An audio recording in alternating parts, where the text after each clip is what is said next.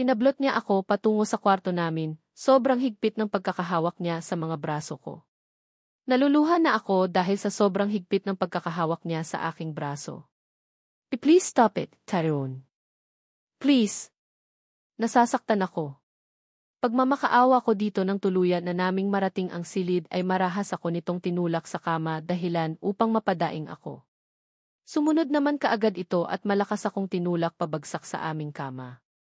Mas lalo lamang akong naiyak nang maramdaman ko ang marahas na pagpunit nito sa aking suot na damit. Hindi ko na malayang natanggal niya rin ang pangilalim kong suot ng walang kahirap-hirap. Saan ka galing? He asked angrily. Namumula na naman ang mukha nito. Nanginginig ang mga kamay kong nakahawak sa kanyang braso upang patigilin siya. Ayoko. Please. Pumunta ako sa bibahay. Ng lalaki mo. Ni Alex, he cut my words. And no. Please, hindi ko natapos ang pagmamakaawa ko rito nang maramdaman ko ang malakas nitong pagsampal sa aking pisngi. Napadaing ako sa sobrang sakit. Maya-maya pa ay tumayo ito habang nakatingin sa hubad kong katawan. Inabot ko kaagad ang comforter sa gilid ko at binalot ang aking sarili. Please, let me explain. You don't need to explain. I saw you together.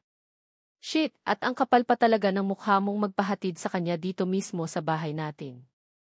You freaking bitise. Galit nitong sigaw kasabay ang marahas na paghila sa aking buhok. Wala na akong ibang kayang gawin kundi ang umiyak at magmakaawa sa kanyang tumigil. Bakit ba ayaw niya akong paniwalaan? Wala akong ginawang masama. Hindi ako nagloko. Nichire, please, listen to me first. I calmly said while caressing his hand to calm him. Di mo ako maluloko sa paganyan-ganyan mo, Samantha. Ang kapal-kapal ng mukha mo. Sigaw nito, imbes na kumalma ay mas nagalit pa ito. Dahil sa huling sinabi nito, napapikit ako at kusang tumulo ang masaganang luha galing sa mga mata ko. Hinawakan ko ang mga kamay nito at pilit na binaba, dahilan para mas nagalit ito. Sobrang sakit na. Hindi lang dahil sa ginagawa niya ngayon, kundi dahil na rin sa masasakit na mga salitang binabato niya sa akin. Ano ba, Tyrone? Ang sakit na. Di ko na kinaya ang sarili ko at binagsak ko ang kamay niyang nakahawak sa buhok ko, nilingon ko ito. Sobrang sakit na dito, Tyrone. Iyak kong sabi habang sinusuntok ang dibdib ko. Bakit ba kasi ayaw niya akong pakinggan? Porke ba minsan na akong nagkamali noon, ibig sabihin wala na akong karapatang pagkatiwalaan. Napansin ko naman ang pag-iba ng ekspresyon nito. Lumambot ang mukha nitong kanina ay sobrang galit pa. Pilit kitang inintindi, Tyrone. Pilit kitang inintindi dahil alam ko sa sarili kong ang sama ko, dahil minsan na akong nagkasala sa'yo. Sigaw ko pa, napatahimik ito. Bahala na kung magalit man ito sa akin. Gusto ko lang namang ilabas ang hinanakit na nararamdaman ko. Tinanggap ko ang bawat suntok, hampas at sampal na ginagawa mo sa akin dahil alam kong karapat-dapat yun sa akin. Pinunasan ko ang mga luha na ngayon nasa pisngi ko na. Umasa ako, Tyrone. Umasa ako na balang araw maiintindihan mo rin ako na balang araw, maaawa ka rin sa akin at makikita mong nagsisisi na ako, pagpapatuloy ko. Pero parang sobrang sakit naman ito, Tiffel, sobra na tong mga ginagawa mo, halos mabaliw na ako tuwing gabi kakaisip sa mga masasakit na salita na sinasabi mo sa akin na hindi man lang matanggal-tanggal sa utak ko. Nanatili naman itong nakatingin sa gilid niya. Hindi man lang ako tinapunan ng tingin, ngunit alam kong nakikinig ito. Kaya nagpatuloy ako. Tyrone, sana naman bigyan mo ako ng pagkakataon. Huling pagkakataon para iparamdam ko sa'yo kung gaano kita kamahal. Nagmamakaawa ako. Sana naman huwag mong hintaying darating ang oras na ako mismo ang lalayo sa'yo. At sa huling pagkakataon, pinunasan ko ang mga luha sa mga mata ko at umalis sa kamang kinaupuan ko kanina habang mahigpit na nakahawak sa kumot na nakatakip sa aking hubad na katawan. Pakiramdam ko ay ginahasa ako. Ginahasa ako, pinagsamantalahan ako. Mismo ng asawa ko. Pero wala ako sa tamang lugar para sisihin siya. Ako naman talaga ang may kasalanan, hindi ko sinabi sa kanya. At alam kong nakababa iyon sa parte niya. Laking pasalamat ko na lamang at wala akong marinig na pagsinghal nito. Hindi siya nagalit sa akin nang sabihin ko ang mga iyon kanina. Di ko kayang makita si Tyrone, gayong nasaktan ako ng sobra sa sinabi niya. I'm used to it, yes. Pero kasi, masyado na akong napuno. Masyado na akong napuno at maya-maya'y tuluyan na akong mawala sa sarili. Akmang pipihitin ko na ang seradura ng pinto ng banyo nang bigla kong marinig ang pagsasalita nito sa likuran ko, Sam. I froze. Pasensya na sa mga pinagsasabi ko kanina. Gusto ko lang ilabas ang sakit. Hayaan mo, hindi ko na ulitin yon. I faked a smile. I heard him sigh. Kaya mas lalo lamang humigpit ang pagkakahawak ko sa seradura at kumot. Sam, I tried. I fucking tried. Pero kasi, ako lang ang nasasaktan sa mga pinanggagawa ko. Ayoko nang masaktan ulit. Ngunit ganoon na lamang ang pagkagulat ko nang marinig ko ang sinabi niya. At least, he tried. Unconsciously, my lips arched and formed into smile. I understand, walang oras na hindi kita malintindihan, Tyrone. Ganyan kita karnahal, wika ko na lamang. Kaagad kong pinihit ang seradura ng pinto at mabilis na pumasok doon. Doon ko lang inilabas lahat ng sakit. I cried my heart out until my body finally got tired.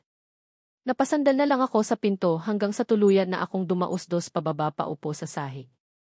Sobrang sikip sa dibdib. Sobrang sakit na tila ba'y mawawalan na ako ng malay maya-maya. Pagod na ako sa kakaiyak. Pagod na ako. Hindi ko maintindihan ang sarili ko, ang sarap nga ng tulog ko, pero ang sakit naman ng nararamdaman ko. Kanina lang pagkatapos kong linisin ang buong katawan ko, ay hindi ko na naabutan ang asawa ko rito sa kwarto, kaya natulog na lamang ako. Malalim ang pagtulog ko, ngunit ramdam ko ang paghirap ng paghinga ko dahil sa kakaiyak ko kanina. Iminulat ko ang mga mata ko ng tuluyan ng magising ang sarili ko.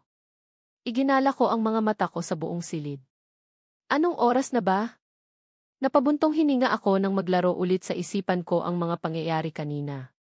Nagkasagutan kami ni Tyrone. Sa buong taon naming pagiging kasal, Leon ang unang beses na nasagot ko siya at inilabas lahat ng saloobin ko. I felt relieved but at the same time, kinakabahan ako. Kinakabahan ako na baka paglabas ko ngayon ay bubungad sa akin ang galit nitong mukha. Inangat ko ang sarili ko sa higaan at bumaba sa kama upang lumabas ng kwarto.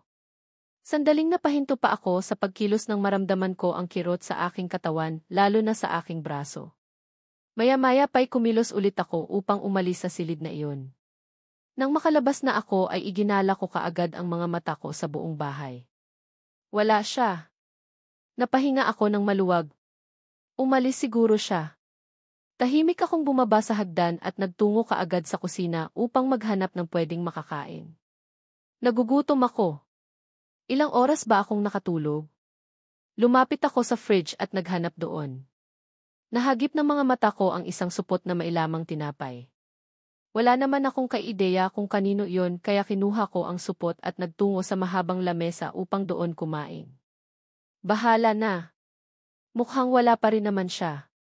Saka, kailangan ng magkalaman ang tiyan ko dahil pakiramdam ko ay hinihigop na lahat ng sistema ko doon.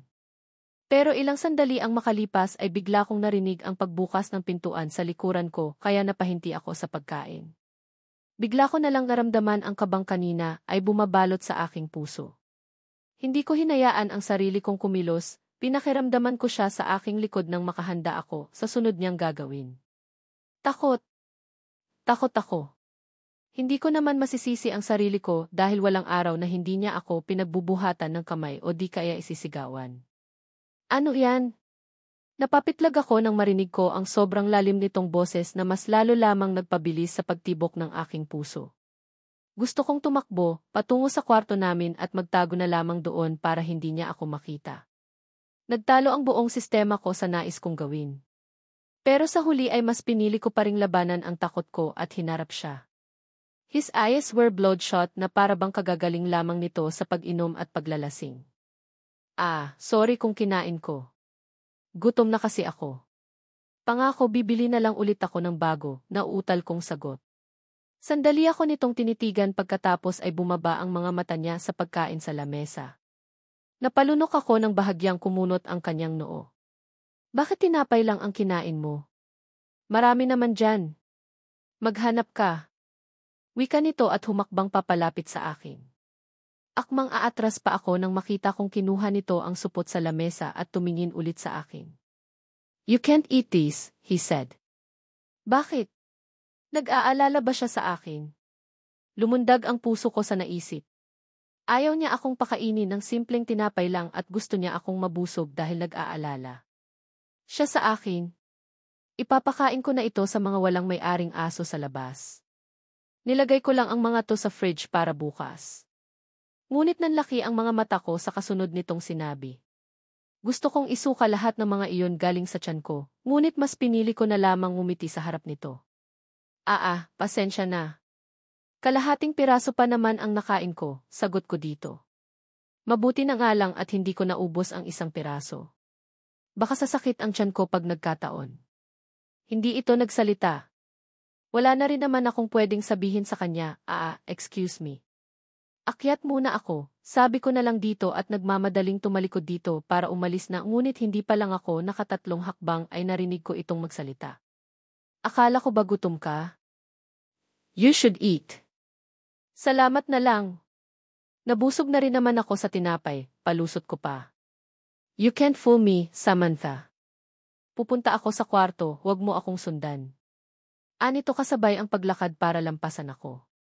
Sinundan ko ito ng tingin. Umalis ito sa kusina at umakyat na sa hagdan. Naiwan akong mag-isa doon. Humugot ako ng hininga bago ako nagtungo sa water dispenser upang uminom ng maraming tubig. Is that even new to me para ipaalam pa niya sa akin? He is Tyrone. At sa tuwing siya ang unang pumapasok sa kwarto namin ay ayaw niya akong papasukin, not unless lumabas siya o di kaya'y tulog na siya. Maya-maya pa, nagluto ako ng kaunting ulam na pwedeng kainin. 2 hotdog lang naman at 1 itlog. Hindi na rin ako nagsaing dahil may naiwan pa naman doon, kaya iyon na lang ang pinagtiyatiyagaan kong kainin. Pagkatapos kong kumain ay nagtungo na ako sa sala upang doon muna magpahinga saglit. 6:00 na pala. Hindi ko na malayan ang oras. Sana pala pinagluto ko na lang din si Tyrone ng hapunan niya. Nakaupo lamang ako doon. Ayaw ko namang manood ng telebisyon dahil paniguradong hindi ko magugustuhan ang mga palabas.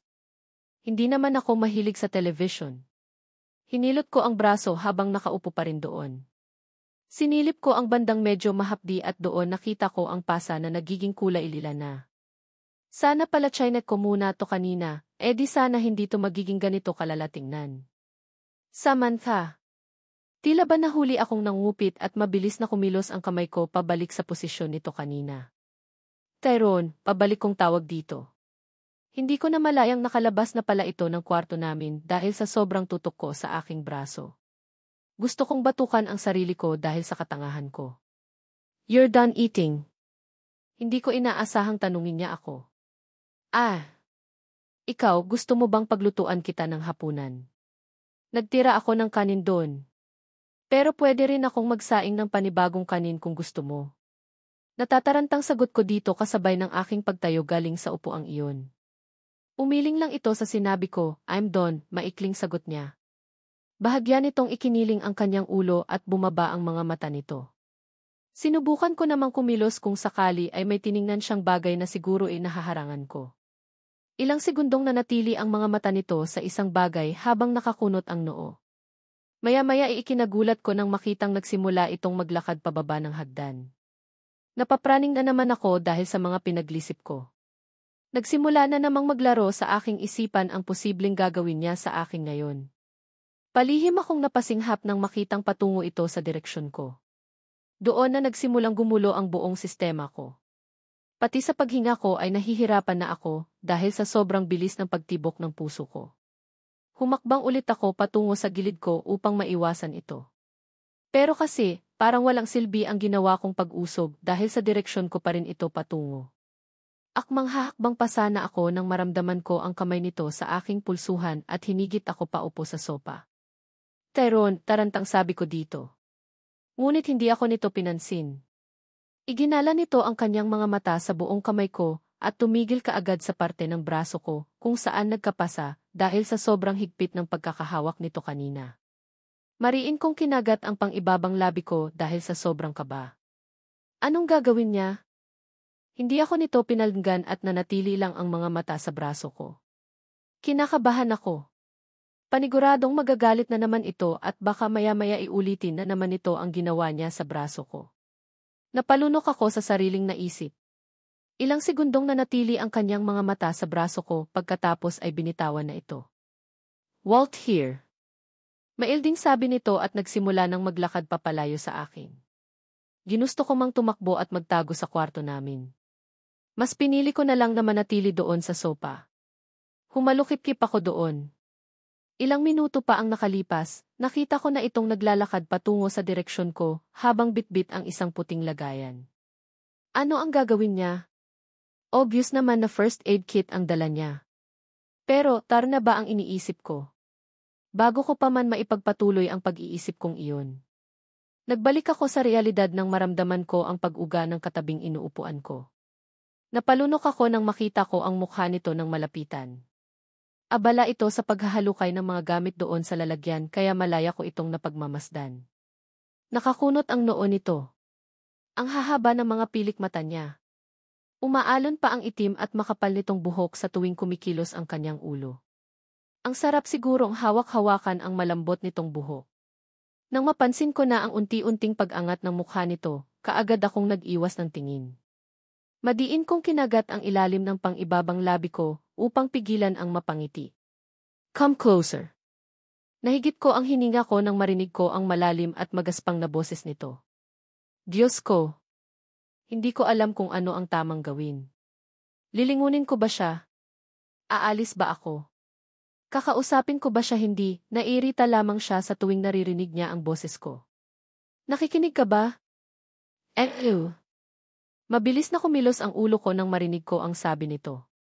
Napalunok ako nang makita ang nakakunot nitong noo. Nagalit ko siya.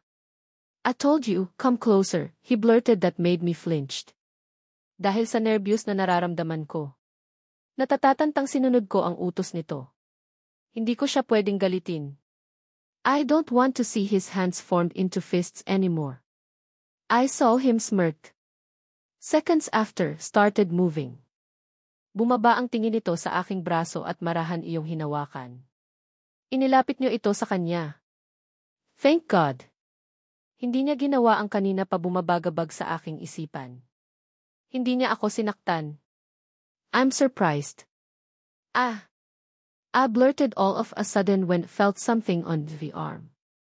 Nang tiningnan ko ito ay nanlaki ang mga mata ko.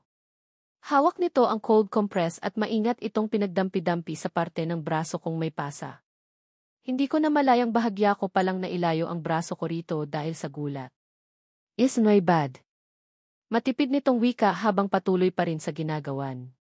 Gusto kong magreklamo at dumaing dahil sa sakit, ngunit mas pinili ko na lang ang manahimik at hayaan na lamang ang asawa ko sa kanyang ginagawa.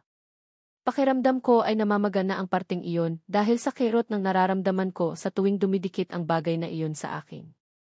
Does it still hurts? He asked. Umiling lamang ako rito bilang sagot. Siyempre, masakit. Sobrang sakit. Alam kong alam niyang nasasaktan ako. Hindi lang dahil sa pasang iyon, kundi pati na rin sa dibdib ko. Nasasaktan ako sa mga pinapakita niya ngayon. Panigurado naman kasing mamaya, mawawala na naman ang ugali niyang ito at bigla-bigla na lang akong sasaktan nang hindi ko alam ang dahilan. Kaya hindi ako dapat na umasa. Maya-maya pa, napansin ko ang pamamawis nito. Hinahawi rin niya ang kanyang buhok na tumatakip na sa kanyang mukha. Kaya ko na to, Keith ay. Sinubukan kong bawiin ang hawak nitong cold compress, rigunit iniwas lamang nito. Stop talking. Nanahimik na lang ako. Madiin kong ipinagdikit ang mga labi ko upang huwag magsalita. Nag-iwas ako rito ng tingin. Nakahawak ang kamay nito sa aking pulsuhang habang abala naman ang isa na maihawak na kompresor. Nakakahiya. Ang awkward kasi masyado. Parang kanina lang galit na galit siya sa akin. Ang mas nakakahiya pa ay unang beses ko itong sinagot ng ganoon. Don. Kung hindi ko lang narinig ang sinabi niya. Sigurado'y hanggang ngayon ay nakatanga pa rin ako sa harap dahil sa sobrang pag-iisip. Nahihiya ko itong tiningnan at binawi kaagad ang kamay kong may benda na pala. Hindi ko man lang namalayang nilagyan niya ako nito. Mabuti na rin yon. Kaysa naman, matulad kaninang nainis siya dahil nagreklamo pa ako. Akmang magpapasalamat ako rito nang bigla itong tumayo at naglakad papalayo sa akin habang bitbit ang lagayang iyon. Kaya hanggat wala pa ito, binaba ko ang mga mata ko upang tingnan ang braso ko. Hinawakan ko ang pulsuhan kong kanina ay hinawakan niya. Ang init. Naiwan pa rin doon ang init na hatid ng kamay niya at ang sarap sa pakiramdam. Lumipat ang paningin ko sa nakabenda kong braso. Didn't know he has this skill. Ang galing niyang gumamot.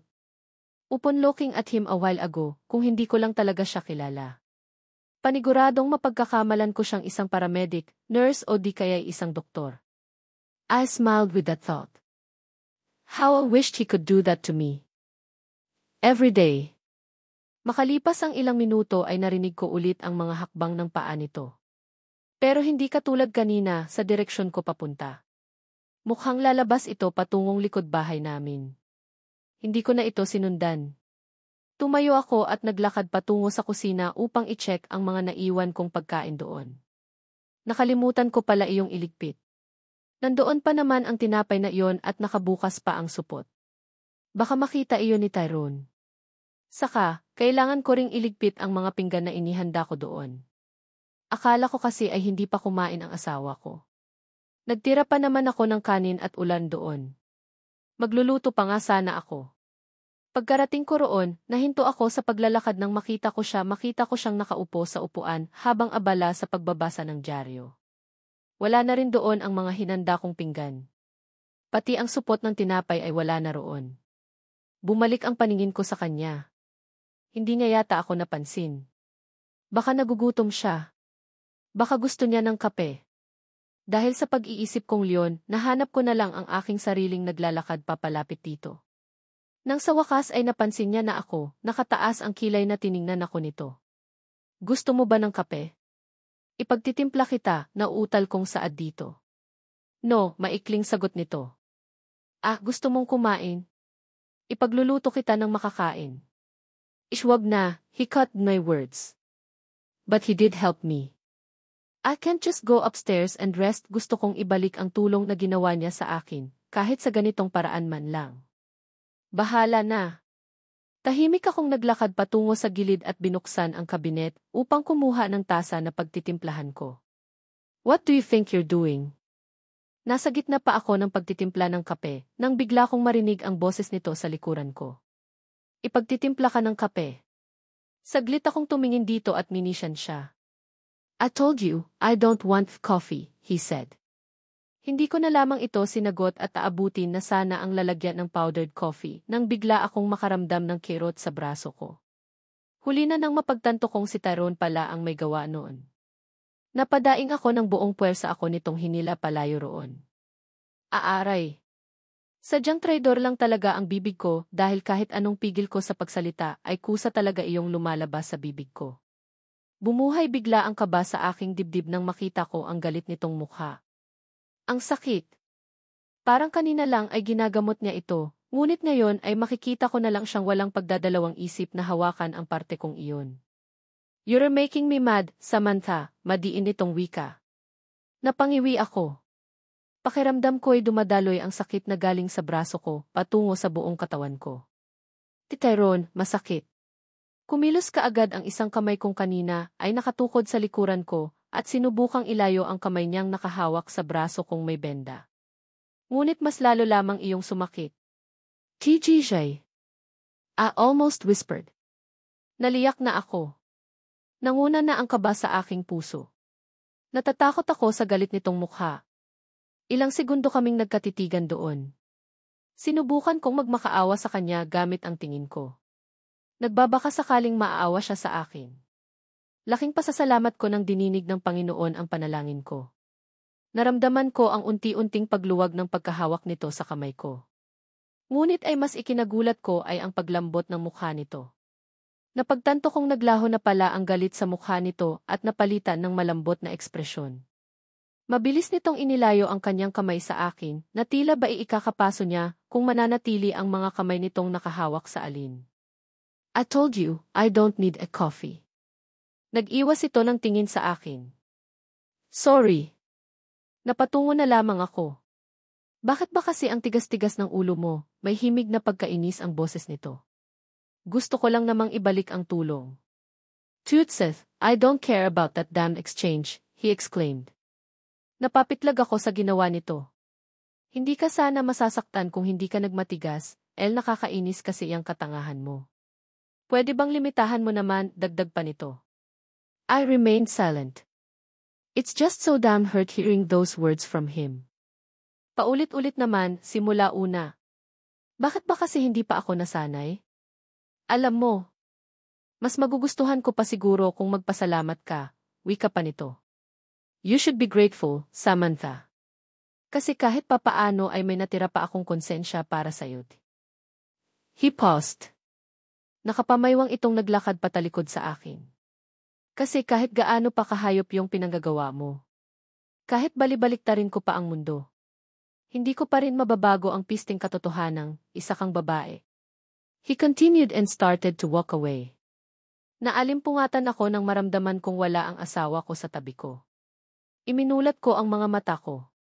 Wala nga akong katabi.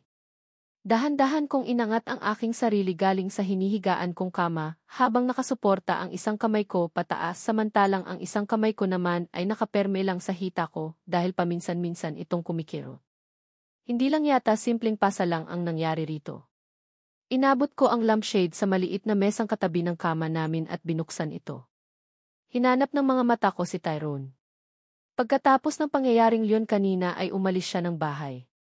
Gusto ko pa sana itong hintayin, ngunit tila ihinihila na talaga ako ng katawan ko patungo sa kwarto namin. Kaya nakatulog ako. Bahagyan akong tumingala at nakitang 2:00 na pala ng madaling araw. Napakunot ang noo ko. Hindi pa siya umuuwi. Nasaan siya? Dahil sa dami ng tanong na bumabagabag sa utak ko, nahanap ko na lang ang aking sariling bumaba sa kama at lumabas ng kwarto namin. Gamit ang ilaw na nanggagaling sa cellphone ko, naglakad ako pababa ng aming hagdan at nagtungo sa sala upang buksan ang ilaw. Nang sa wakas ay nasakop na ng liwanag ang buong sala, hinanap kaagad ng mga mata ko ang asawa ko. Still, no signs of him. Kahit anino man lang nito ay hindi ko makita. Naglakad ako papuntang kusina. Hinanap ko na rin ito sa minibar nito kahit na alam kong ayaw niya akong pumasok doon. Pero wala pa rin.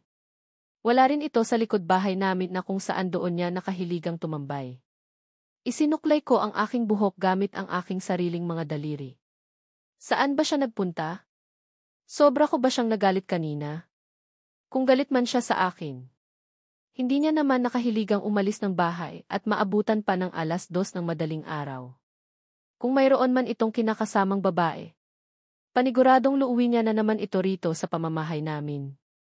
Pero ngayon ay laking ikinagulat ko. Hindi ito gawain niya. Wala sa sariling humigpit ang pagkakahawak ko sa suot kong pantulog nang may kung anong ideyang hindi ko nagustuhan ang sumagi sa isip ko. Mariin kong ipinikit ang mga mata ko at sunod-sunod na umiling upang mawaksi ang mga iyon. Hindi. Hindi mangyayari iyon. Walang masamang nangyari sa kanya. Siguro ay nakituloy lang siya sa mga kaibigan nito o di kaya ay umuwi muna ito saglit sa kanilang bahay dahil sa inis sa akin. Tamal na iinis lang siya sa akin. Kaya there's no way na may nangyayari sa kanyang masama. Stop being paranoid, Samantha. Inangat ko ang cellphone ko nang napagtanto kong hawak-hawak ko pala ito. Hinanap ko kaagad ang pangalan ng asawa ko sa contacts at dinyal ito. Paniguradong magagalit yon dahil tinawagan ko siya. Pero bahala na, ang importante ay mapanatag ang loob ko. Gusto kong marinig boses niya at makumpirmang okay lang talaga siya. Nakatatlong ulit ako sa pagdial dito dahil hindi niya sinasagot ang tawag ko. Hindi naman naka-off ang cellphone niya dahil nagriring ito. Napabuntong hininga ako. Sa huling pagkakataon ay sinubukan ko itong tawagan. And thank God, he finally answered me. Humigit muna ako ng isang hininga bago ko tuluyang itapat ang cellphone ko sa tainga ko. Hello, Tyrone. Ngunit kaagad ko rin namang nailayo nang biglang bumungad sa akin ang sobrang ingay na tugtog at sigawan ng mga tao sa kabilang linya. Hey, who's this? Napaawang ang mga labi ko nang marinig ko ang boses na iyon. Wait putang na. Hi. Gumising ka dyan, rinig ko ulit na sigaw ng isang lalaki sa kabilang linya. Hindi ko naman kilala ang boses na Leon. Pero panigurado'y isa sa mga kaibigan niya Leon. So, nasa bar siya ngayon? Maya-maya pa'y may narinig akong mahinang pag-ungol sa kabilang linya. Goodness! It's Tyrone. Someone's calling. Unknown naman. Baka isa sa mga kalandian mo yan. Natatawang sigaw ng lalaki dito. Narinig ko na naman ang isang nakakabinging ingay na tila ba ibinagsak ang cellphone nito. I'm still sleeping. Tyrone's husky voice made the whole body quiver. Tang na, wala akong pake. Alangan namang ako ang kakausap dyan. Baka Marnaya magulang mo pala yan. Patuloy lang ako sa pakikinig sa kanilang usapan. Hindi naman talaga nila ako makikilala. Tyrone never introduced me as his wife to his close friends. Kaya nga hindi na rin ako nagulat nang malamang hindi pala nakasave itong number ko sa cellphone niya.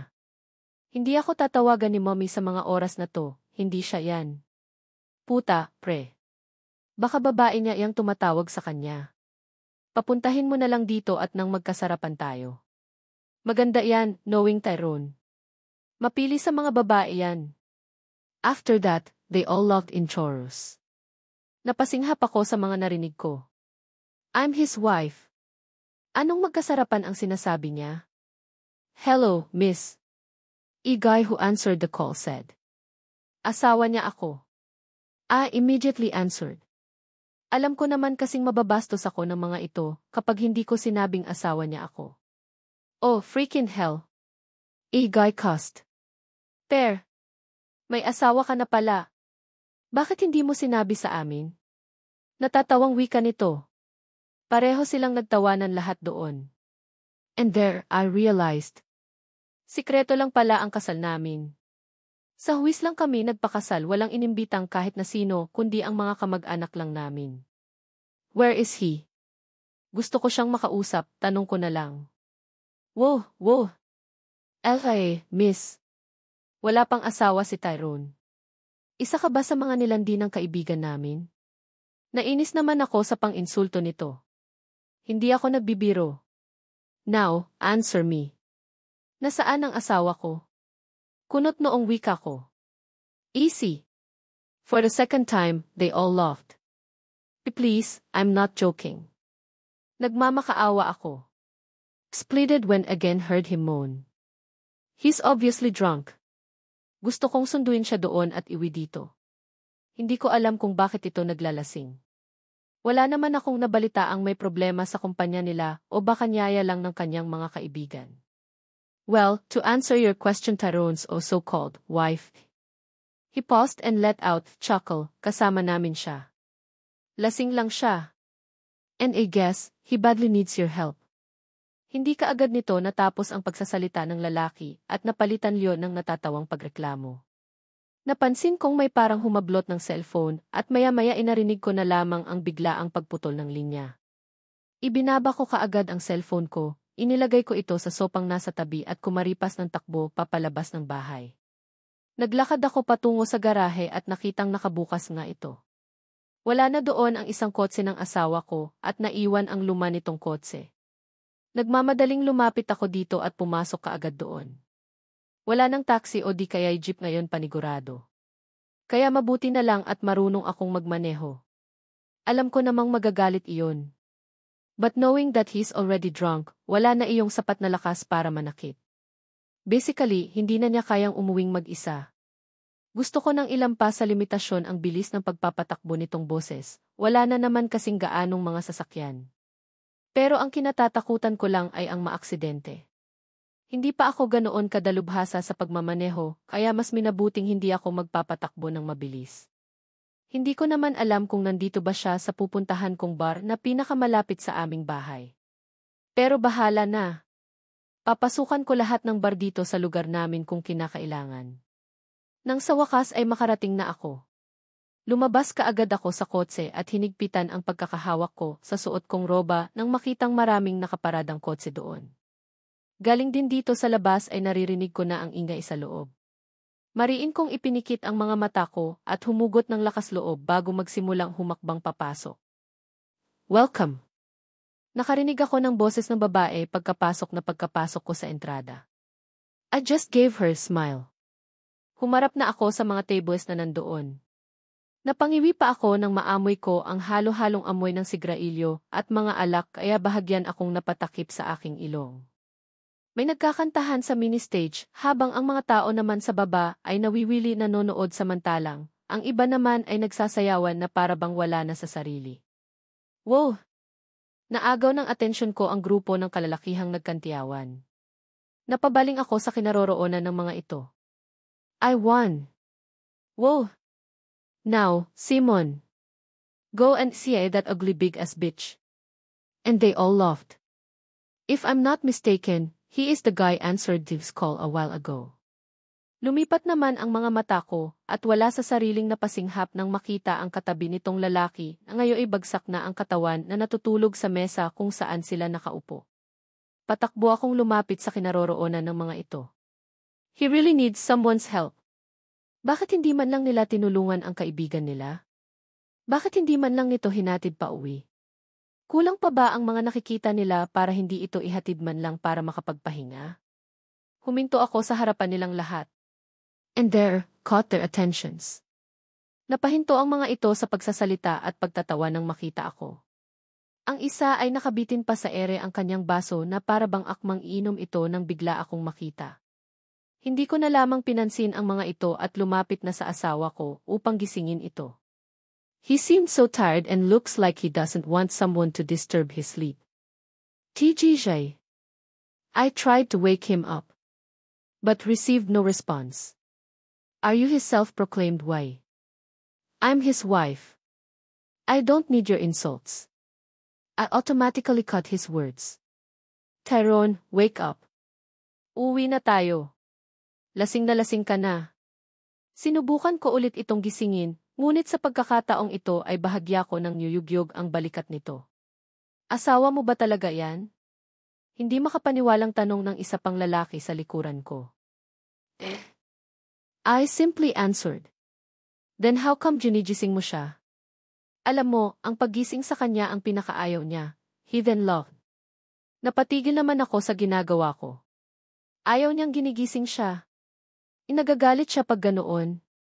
Hindi ko siya kayang buhatin. Napalunok ako matapos. Then, you should just told Vivi.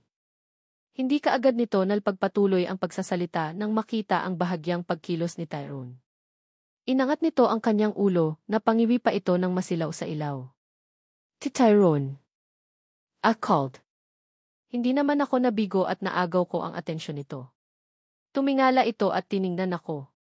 Mariin kong nakagat ang ilalim ng aking pang-ibabang labi nang mabasa ang gulat sa mga mata nito.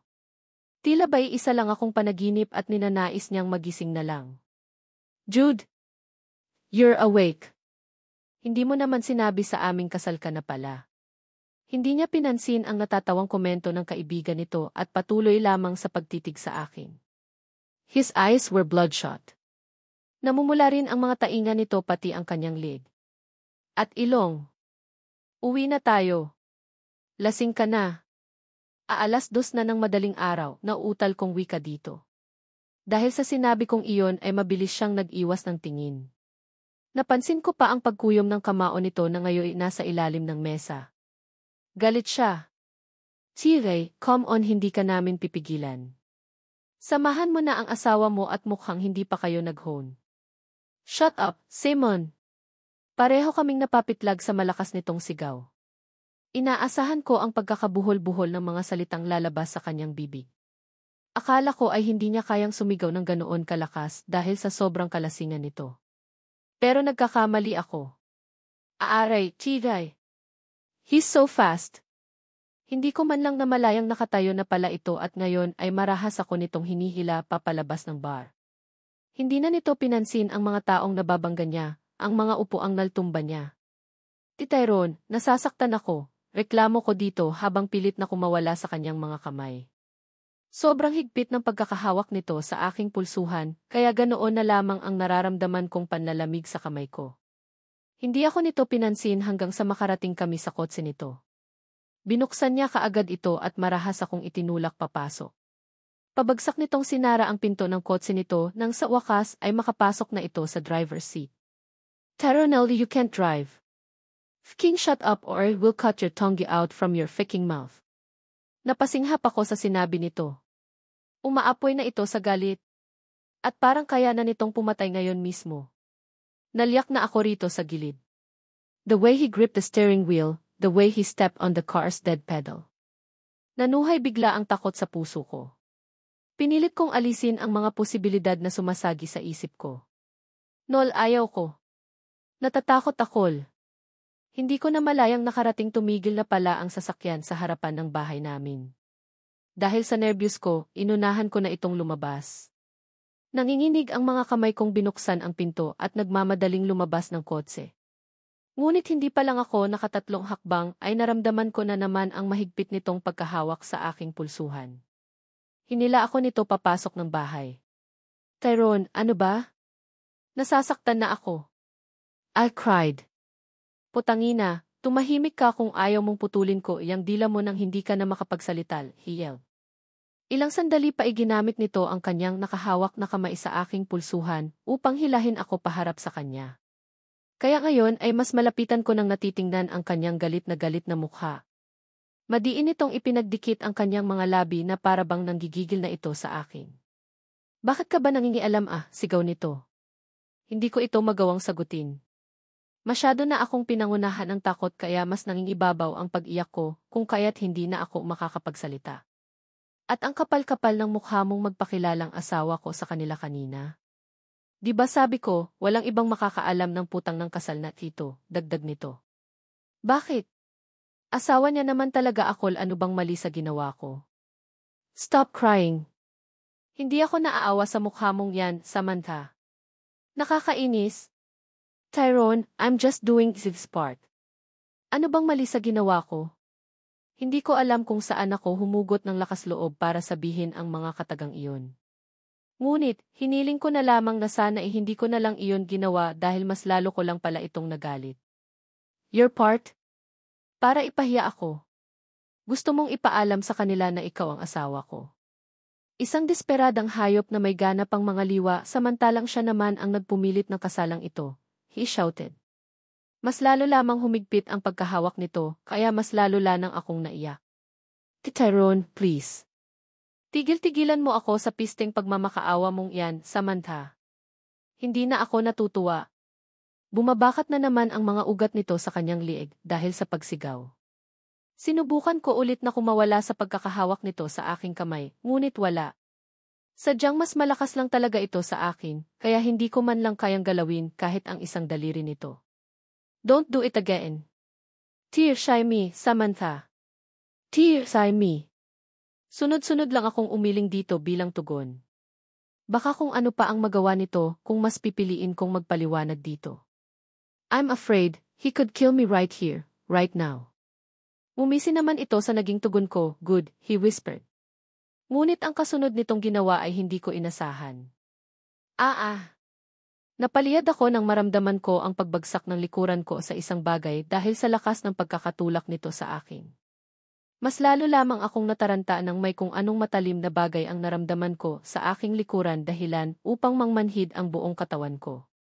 Sinubukan ko pang tingnan si Tyrone upang sana humingi ng tulong ngunit hindi ko na liyon nagawa dahil tuluyan na akong nilamon ng kadiliman. Napadaing ako nang bigla akong makaramdam ng sakit sa likuran ko nang umakma akong ikilos ang katawan ko. Samantha T.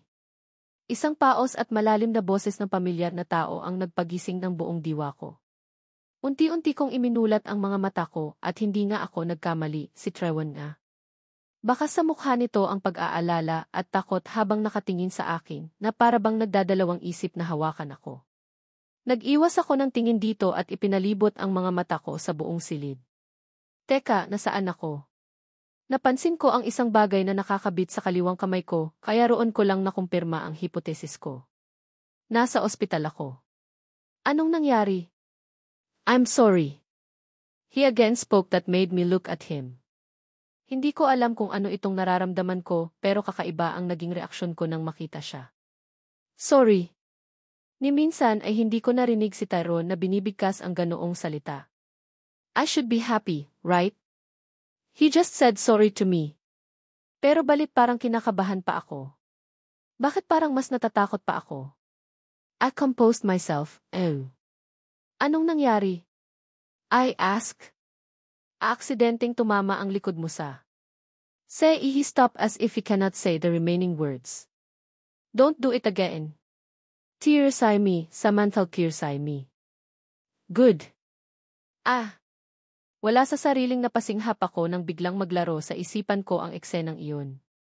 Naalala ko na. He almost killed me.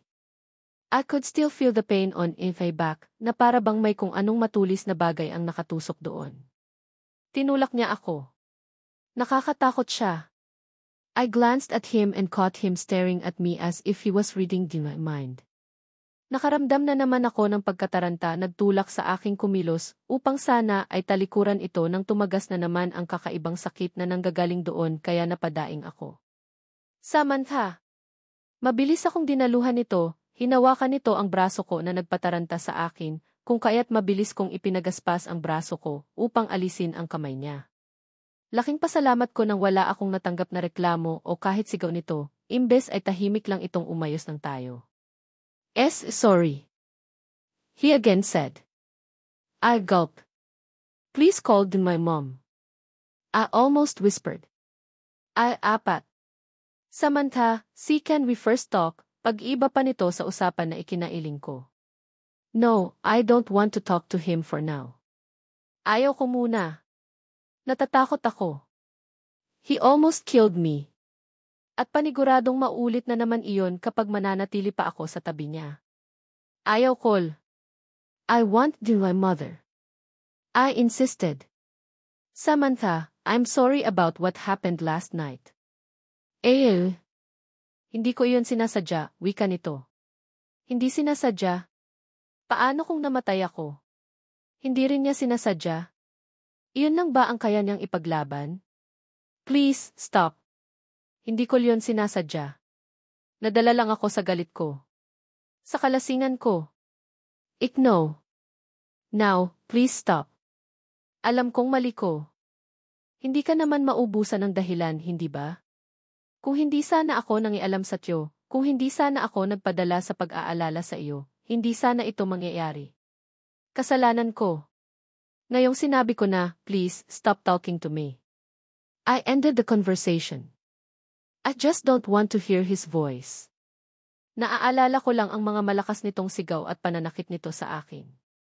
Tiniis ko lahat ng pananakit niya dahil akala ko ay sa pamamagitan yun ay mababayaran ko ang mga kasalanan na gawa ko sa kanya, pero ngayong naabot ako sa ganitong punto. Doon ko lang napagtantong lumalagpas na pala siya sa limitasyon niya. Doon ko lang napagtantong sobra na pala ang tiniis ko. Hindi mo naman ako ipapakulong, di ba? Hindi mo naman ito sasabihin kina tita, di ba? Mapait akong napangiti sa sinabi nito. So that's the reason why he apologized. Ayaw niyang makulong. Ayaw niyang masira ang tiwala ni Naomi dahil apektado ang kumpanya nila. At higit sa lahat, ayaw niyang masira ang pangalan niya sa mata ng maraming tao, lalo na't isa siya sa pinakakilalang negosyante. Don't worry, I won't. I said, and without me noticing it, a drop of tear rolled down on my right cheek. Tahimik lang akong umiiyak habang nakahiga patalikod sa kanya. Pakiramdam ko ay nagtiis ako para lang sa wala. I almost died for just nothing, and that makes me hate myself. Baby D. Naalimpungatan ako nang makaramdan ako ng marahang haplos sa buhok ko. Sam, anak. Narinig ko ang boses ng ina ko na siyang hinahanap ko. Nang imulat ko ang mga mata ko, bumungad sa akin ang nag-aalalang mukha ni Mommy na nagpaluha sa akin. Mommy! I called as I extended the arms to hug her. At dahil hindi kakayanin ng katawan ko ang tumayo, si Mommy na lamang ang yumuko upang bigyan ako ng mainit na yakap. Oh God! What happened to you, anak?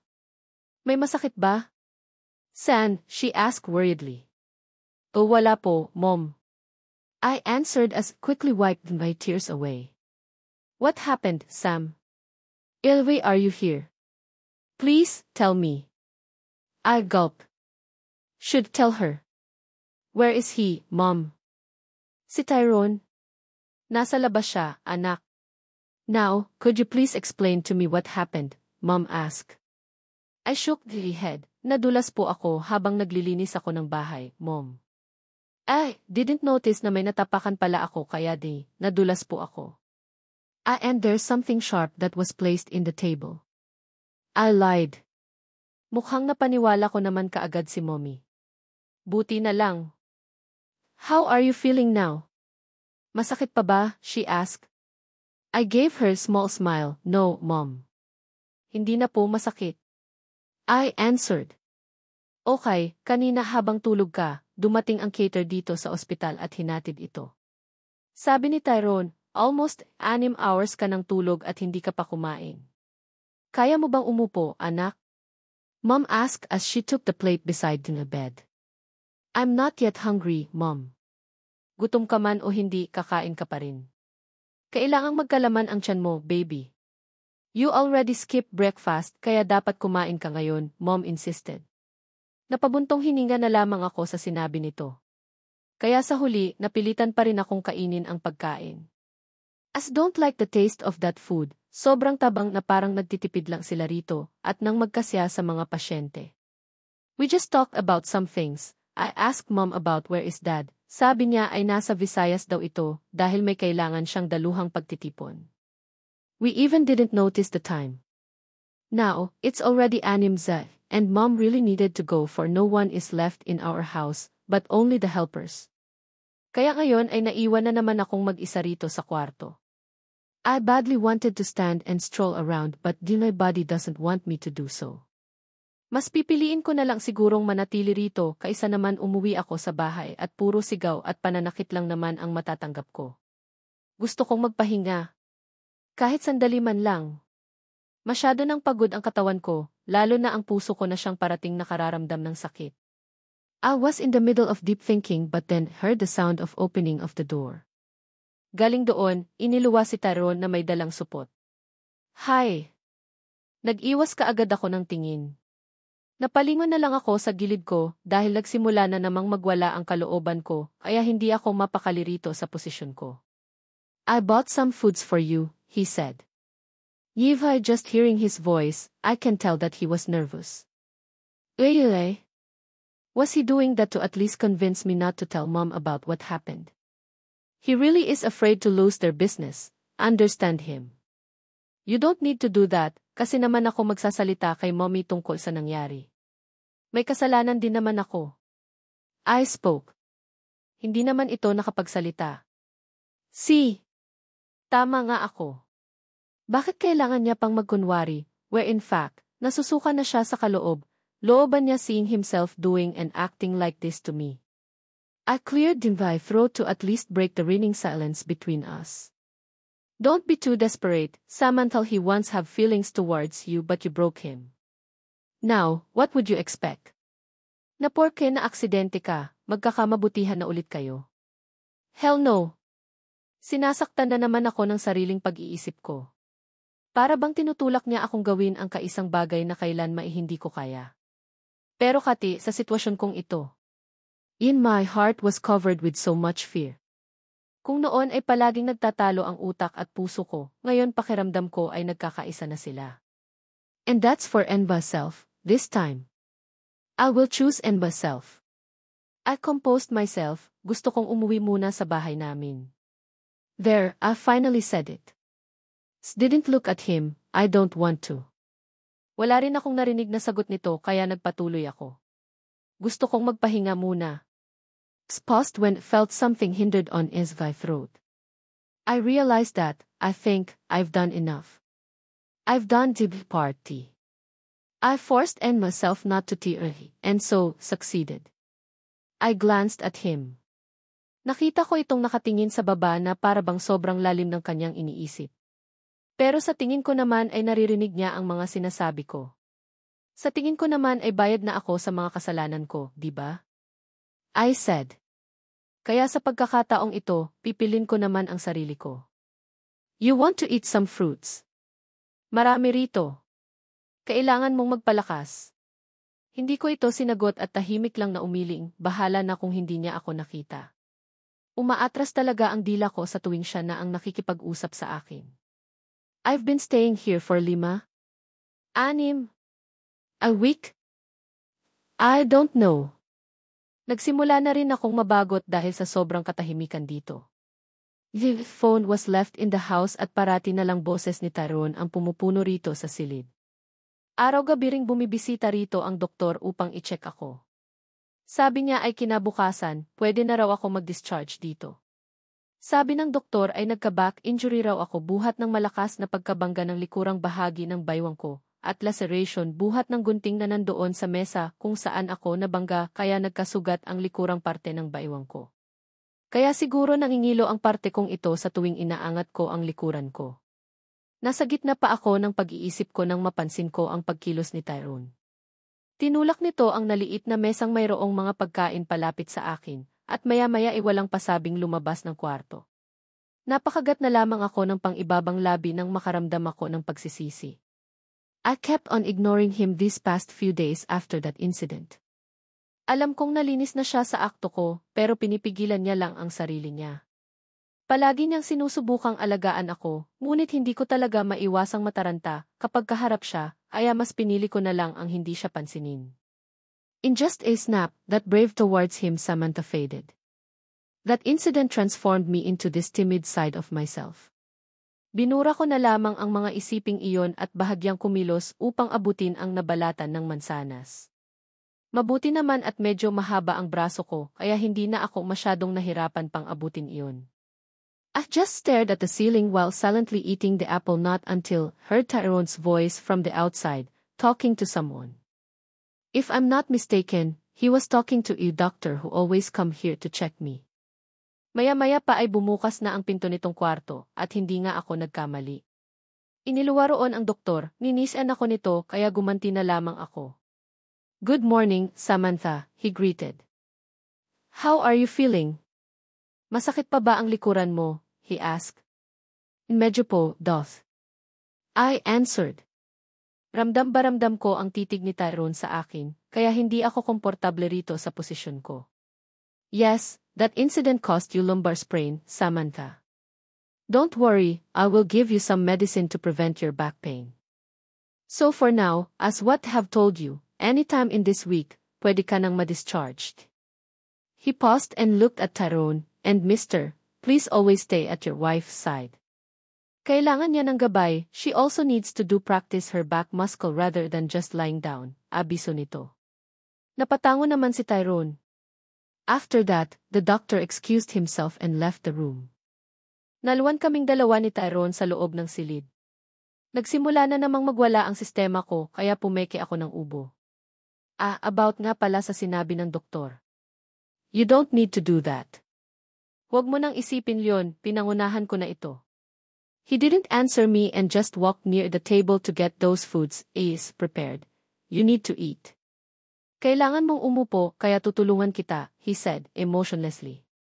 I was about to react but then was too late, nakalapit na ito sa akin at maingat na hinawakan ang likuran ko bilang suporta. Nanatili lang doon ang kamay niya hanggang sa tuluyan na akong nakaupo. He sat beside me with a bowl of soup on his hand. You need to eat, he said. Hindi naman na ako nakaangal dahil sa kaba. Hinayaan ko na lamang itong subuan ako. Tahimik lang kami sa loob ng 7 minuto na pakiramdam ko'y ilang oras na. Akala ko ay kinabukasan ay makakaalis na ako sa ospital, pero hindi pa pala. Mahigit 3 linggo akong nanatili roon dahil kailangan ko raw sumailalim sa physical therapy nang bigla iyong sumakit kinagabihan matapos kong sinubukang langat ang sarili ko dahil nainitan na talaga ako. Ngayong araw ay ang alis ko rito sa ospital. Nakakatayo naman na ako pero kapag talaga binibigla ko ang pagkilos ay sumasakit ang parteng iyon ng katawan. Be careful, he kept on reminding me whenever take a step. Ngayon ay papasok na kami ng bahay habang akay-akay ako ni Tyrone. Ang sarap siguro sa pakiramdam kung ginawa niyo itong bukal sa kanyang kalooban. Pero kasi, alam kong napilitan lang siya. He really is willing to do and act like this for the sake of his name. And it pains me. Dahil sa lalim ng iniisip ko ay hindi ko na namalayang nakaupo na pala ako sa sopang nasa sala. Umalis si Tyrone at hindi ko maalala ang sinabi nito sa akin. Minutes after, I heard his footsteps coming. Galing pala ito sa kusina and he's holding something. Here's your medicine, take this. Sabi ng doktor, inumin mo raw ito 30 minutes before kang mag-dinner, he said. How wished he isn't doing this for the sake of himself but for me. How wished he cares for me. Maaga pa naman. I said. Kailangang maaga kang kakain, he said. That gave me no choice. Wala na rin naman akong magawa kung hindi ang inumin iyon. He then left me, sabi niya maghahanda raw siya ng hapunan. Hindi na lamang ako nagsalita. 3 days had passed, and I still can't believe, reached that far giving Tyrone silent treatment. Dinidistansya ko ang sarili ko sa kanya at alam kong nahahalata niya iyon. Habang dumadaan din ang araw ay napansin kong unti-unting naglalaho ang pagkukunwari sa trato niya sa akin. Hindi ko alam kung totoo ba iyon o baka gawa-gawa na naman iyon ng isipan ko. I don't know what's really with me. But just can't really bear being near him. There are many thoughts that kept on bugging me about what could he possibly do. I'm being traumatized. Napabuntong hininga ako. I guessed so. Kasalukuyan akong nasa balkonahe habang inaaliw ang sarili ko sa tanawin. Ang sarap ding magnilay-nilay rito dahil malayo sa ingay at tanging tunog lang ng nagsasayawang punong kahoy ang naririnig ko. Kaninang umaga ay niyaya niya akong maglakad-lakad sa labas para raw masanay itong likod ko at hindi nasasakit bigla-bigla. Pero tinanggihan ko lang ito. Gusto kong mainis sa sarili ko pero naisip ko ring ginagawa ko iyon para sa sarili ko. And I think I chose the right choice. Speaking of him, I heard the sound of the opening door and so, my head automatically turned to see. Andito ka lang pala, he said. I just gave him a small smile, then. Nagpapahangin lang ako, mahinang saad ko. Hindi pa rin talaga ako sanay sa ganitong Tyrone, hindi ako komportable. How's your back? He asked. Maayos naman na. Hindi na masakit, saad ko na lang. Ilang saglit pa ay naramdaman ko ang pagtabi nito sa akin sa upuang inuupuan ko. Did the best to hide the reaction.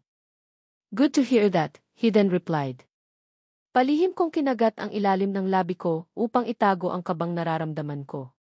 He doesn't like it whenever sat beside him. He kept on reminding me about that, but now, he just sat beside me. Minutes after, he broke the reigning silence, letting out a sigh. I don't what he was thinking. Pasimple ko itong tiningnan at doon ko makumpirmang ang layo nga talaga ng inabot ng mga mata nito at halatang sobrang lalim ng iniisip. Hindi na ako naglakas loob na kausapin ito at tumingin na lang din sa harap. Pareho naming dinama ang malamig na hanging panggabi. Gusto mo bang ihatid kita bukas?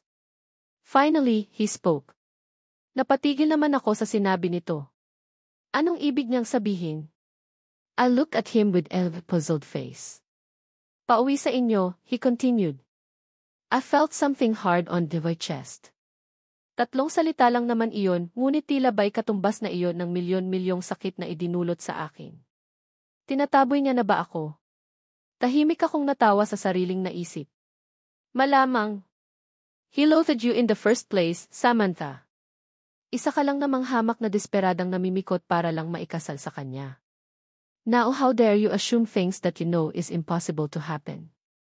I forced to smile, no need, kaya ko na ang sarili ko. Kinabukasan, kagaya nga ng huling na pag-usapan namin ni Tyrone. Is decided to just stay at Dunay home with Ev's parents. Hindi na ako nagpahatid pa sa kanya dahil ayaw kong makaabala. Tinawagan ko na lang si Daddy at sinabing magpapasundo ako sa kanya, sakto namang hindi siya pumasok sa opisina niya. Ako na ang bahala sa mga gamit mo, anak.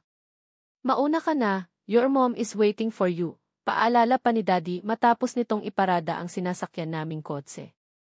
Okay, Dad.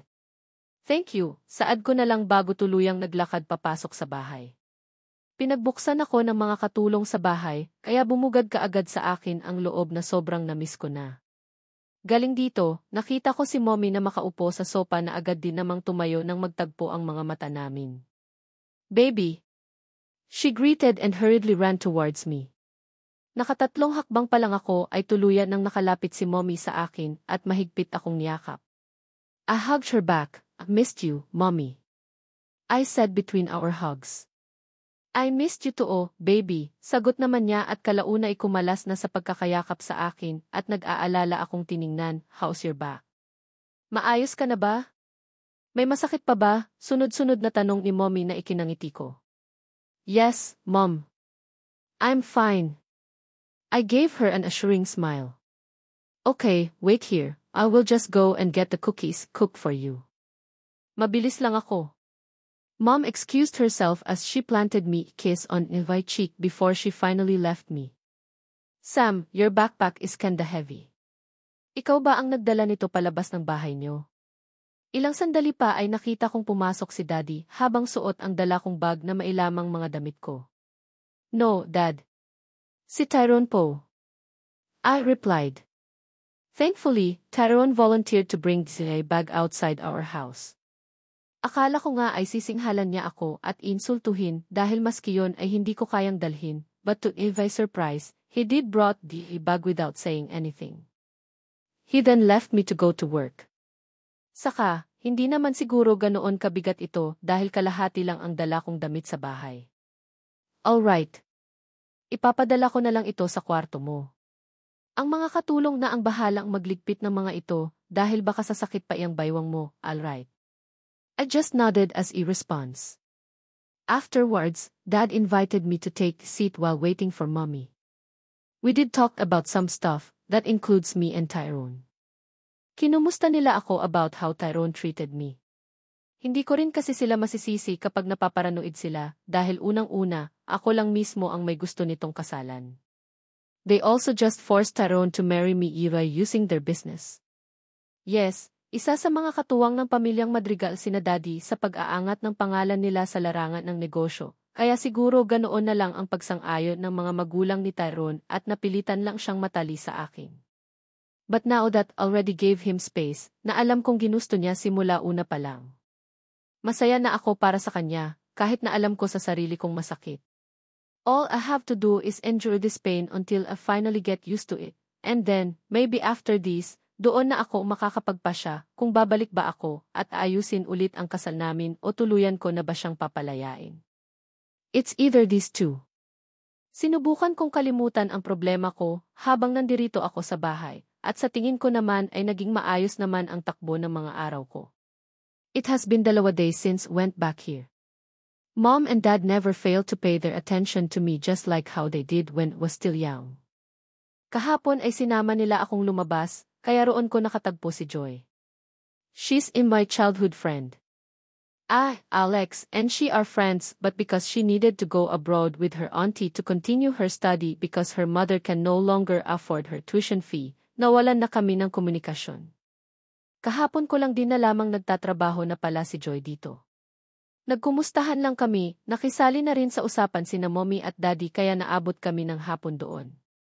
And before we left, Joy asked for the number for she can just call me whenever she wants. Nabitin daw kasi siya sa pag-uusap namin kahapon at namiss niya na raw ako. Last night, she also called and surprisingly, she invited me to stroll around and bond with me. Of course, I immediately agreed.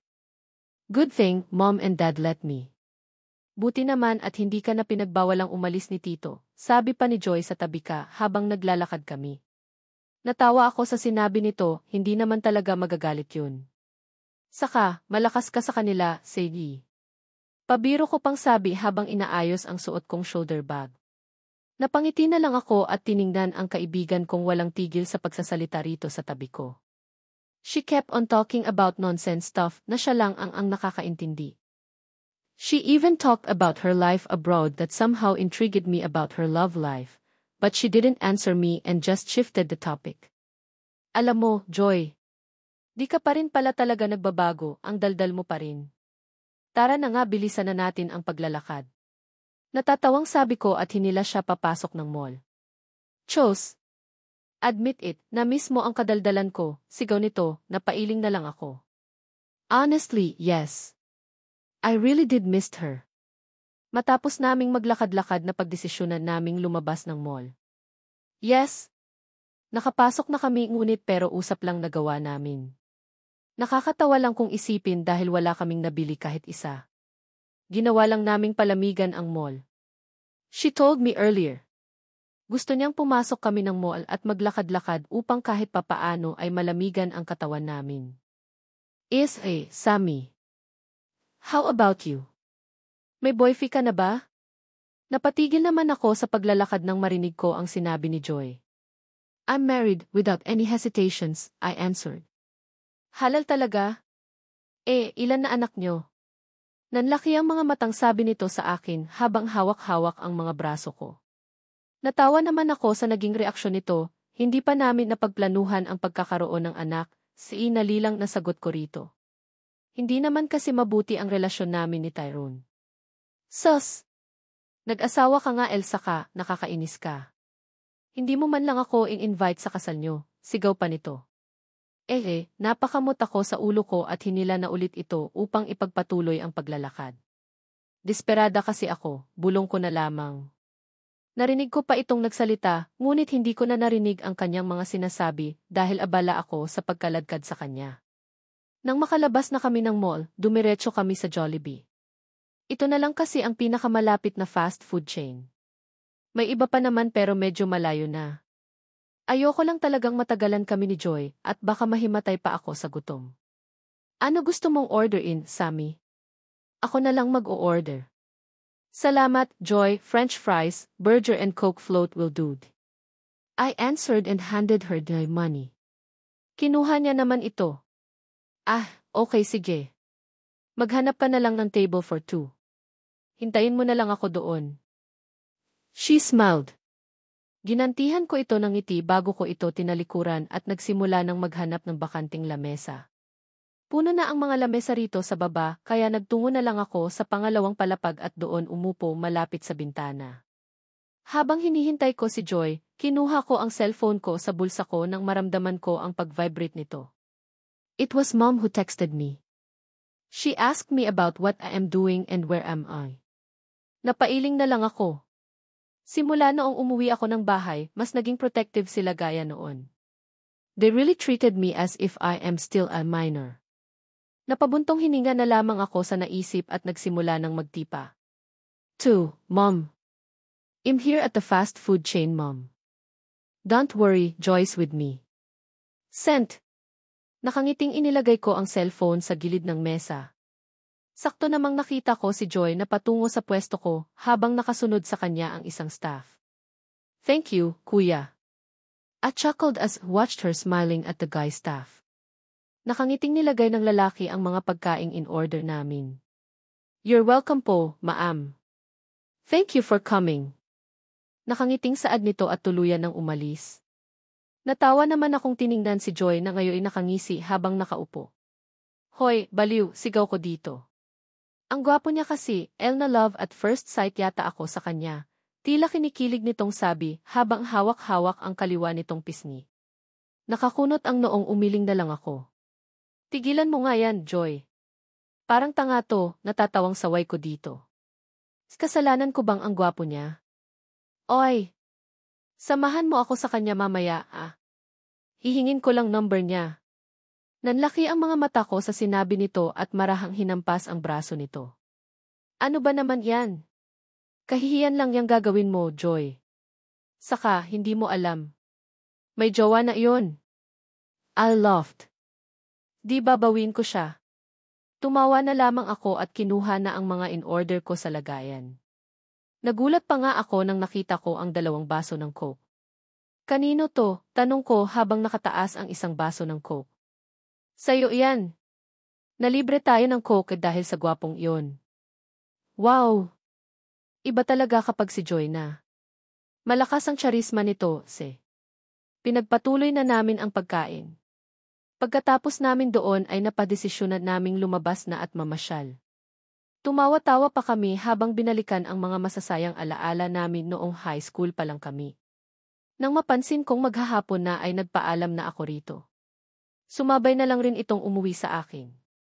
Uy, Sammy. May trabaho ka na ba?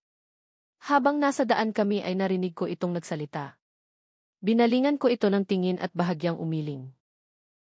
Sa ngayon wala pa, mahinang saad ko. Great. Magtrabaho ka na para naman matulungan mo ang asawa mo. Saka para na rin sa future children mo.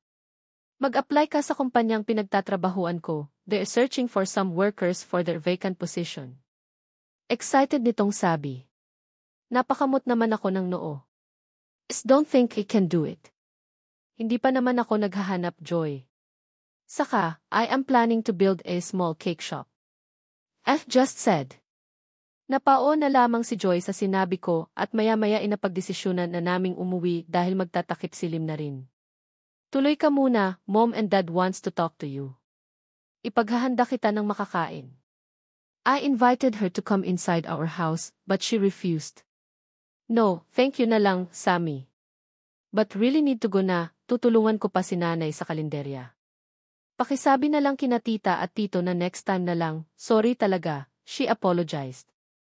No, it's fine, Joy. Oh, sige na. Baka madami na customers niyo roon at mahirapan pa si Auntie Lucille. And after that, she finally decided to leave. Hinintay ko munang tuluyan na itong maglaho sa paningin ko bago ko napagpasiyahang kumilos upang sana ay pumasok na nang may mapansin akong isang pamilyar na sasakyan sa di kalayuan. That's exactly Tyrone's car. Walt, what was he doing here if that's so? Napailing naman ako sa naisip ko. No, hindi maaaring siya yan. Baka kapareho niya lang iyan, hindi naman maliwasang may kapareho, di ba? Paniguradong hindi siya iyan, so stop assuming, Samantha. Iwinaksi ko na lamang ang mga isiping iyon sa isip ko at nagmamadaling pumasok ng bahay.